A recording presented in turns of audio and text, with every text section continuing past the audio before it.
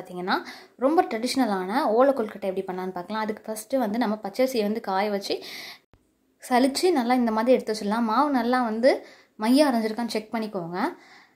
And இப்போ வந்து இதுக்கு வந்து ஃபஸ்ட்டு வெல்லம் வந்து நம்ம வந்து தண்ணி ஊற்றி காய்ச்சி எடுத்து வச்சிடலாம். இது கூட கொஞ்சமாக ஏலக்காய் பவுடர் ஆட் பண்ணிக்கலாம். ஏலக்காய் இருந்து நீங்கள் வந்து மாவு கூட ஆட் பண்ணிங்கன்னா பாகில் ஆட் பண்ணுங்கிற அவசியம் இல்லை. பாகு வந்து கம்மி பதம் வரணும்னு அவசியம் இல்லை. அது நல்லா கரைஞ்சி கொதிச்சு வந்தால் மட்டும் போதும். இப்போ ஒரு சட்டியில் வந்து எள்ளு லைட்டாக வறுத்து எடுத்து வச்சிடலாம். நம்ம வந்து கொழுக்கட்டை வைக்கும் போது எள்ளு ஆட் பண்ணால் அது கொஞ்சம் ஃப்ளேவர் நல்லாயிருக்கும். லைட்டாக எள்ளு மட்டும் கொஞ்சமாக வறுத்தா போதும், ரொம்ப தீச்சிடக்கூடாது. லைட்டாக அந்த பாத்திரத்தோட ஹீட் பண்ணி அதில் லைட்டாக வறுத்து எடுத்தால் போதும். இது கொஞ்சம் மாவு கூட ஆட் பண்ணிடலாம். நல்லா மிக்ஸ் பண்ணி எடுத்துகிட்டு பாகு கொஞ்சம் கொஞ்சமாக ஆட் பண்ணி நல்லா சப்பாத்தி மாவு பதத்துக்கு வந்து பிசைஞ்சு எடுத்து வச்சிடலாம். கொஞ்சம் கொஞ்சமாக பாகு ஆட் பண்ணி நல்லா பிசைஞ்சுக்கோங்க. அண்டு பாகு வந்து ஆறுனதுக்கு அப்புறமே நீங்கள் வந்து மாவு பிசைய ஆரம்பிக்கலாம். பாருங்கள் எந்த அளவுக்கு பிசையணுங்கிறது நல்லா திக்காக இருக்கணும். இந்த மாதிரி நல்லா பிசைஞ்சு எடுத்து வச்சுக்கோங்க.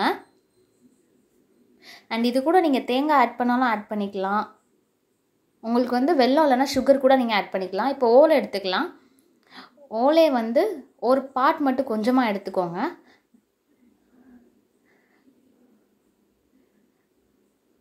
ஸோ இந்த மாதிரி டிவைட் பண்ணிவிட்டு ஒரு பார்ட்னா அதில் வந்து 2 லேயராக இருக்கும் உங்களுக்கு. ஸோ புக்லெட் மாதிரி ஓப்பன் பண்ணுற மாதிரி இருக்கும், 2 இதாக இருக்கும். அதில் வந்து கொஞ்சமாக மாவு எடுத்து வச்சு மாவு வந்து கொஞ்சமாக எடுத்து வச்சுட்டு கொஞ்சம் கொஞ்சமாக நல்லா அமுக்கி விடுங்க. ரொம்ப திக்காக இல்லாமல் ரொம்ப லீனாகவும் இல்லாமல் கொஞ்சமாக வச்சா போதும். ஏன்னா ரொம்ப திக்காக இருந்துச்சுன்னா நமக்கு வந்து வேக வந்து ரொம்ப லேட் ஆகும், உள்ளெல்லாம் வெந்திருக்காது. அண்ட் ஒரு லேயர் வச்சுட்டு அதை வந்து ஒரு ஃபோல்ட் பண்ணி அதுக்கு மேலே இன்னொரு லேயர் அண்ட் அதை திருப்பி ஃபோல்ட் பண்ணி இன்னொரு லேயர் எல்லாம் வைக்கலாம் நம்ம. ஸோ உங்களுக்கு வந்து ஓலையோட லென்த்து பொறுத்து நீங்கள் ஒரே இதில் வந்து 4-5 கூட வச்சுக்கலாம்.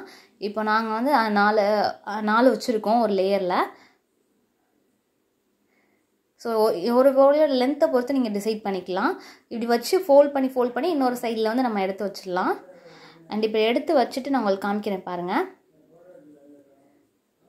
ஸோ இப்போ வந்து நம்ம கெட்டிடலாம். இன்னொரு ஓலையை வந்து லைட்டாக பாதியாக கீறி அதை வந்து இந்த மாதிரி சுற்றிலும் டைட் பண்ணி நாட் போட்டு வச்சிடலாம். இதை வந்து நம்ம இப்போ இட்லி குக்கரில் வேக வைக்க போகிறோம். தண்ணி ஊற்றிக்கோங்க அடியில். அண்ட் நம்ம ரெடி பண்ணி வச்சுருக்க ஓலை கொழுக்கட்டையை அதில் உள்ளே வச்சு நம்ம வந்து வேக வச்சு எடுத்துடலாம். இங்கே பாருங்கள் நல்லா வெந்திருக்கு.